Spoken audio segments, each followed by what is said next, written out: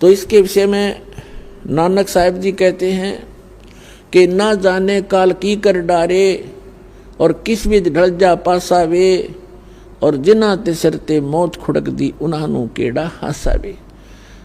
नानक साहब जी सिख धर्म के प्रवर्तक, परमात्मा प्राप्ति के उपरांत वो ऐसे रहा करते थे मायूस से, क्योंकि वो उस स्थान को देख चुके थे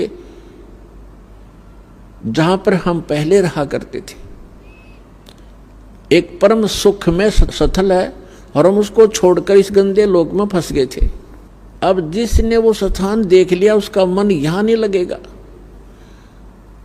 उसको तो ऐसा लगेगा जैसे तू गलत जगह फंस रहा है। कब वो समय आए मेरे मृत्यु हो, परमात्मा मुझे ले चले उस लोक में। तो इसलिए वो हमेशा मायूस रहते थे। यहाँ का कोई भी सुख उनको सुख दिखाई नहीं देता था। तो उस समय तो एक दो भक्त जाते थे, उनसे कहा करते थे कि महाराज जी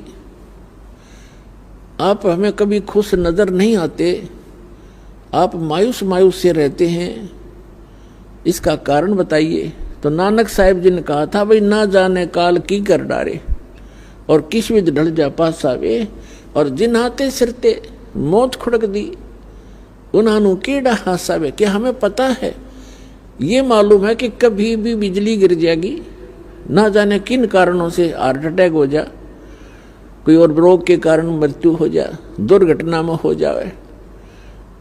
और यहाँ पता नहीं के बिजली गिर जा। जैसे उत्तराखंड के अंदर गए थे केदारनाथ का माथा टेकने और कल्याण कराने, और वो क्या हो गया वहाँ पर 1 सेकंड में आराम से बैठे बतला रहे थे। कोई कुछ कर रहा था, कोई सोच रहा था, कोई विवाह की बातें कर रहा था, कोई भविष्य की प्लानिंग बना रहा था, ये बनाऊंगा वह कोठी बनाऊंगा।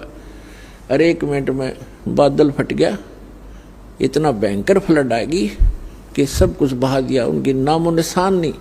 काफी लोगों का तो 100 भी नहीं मिले, मलबे के अंदर दब गए।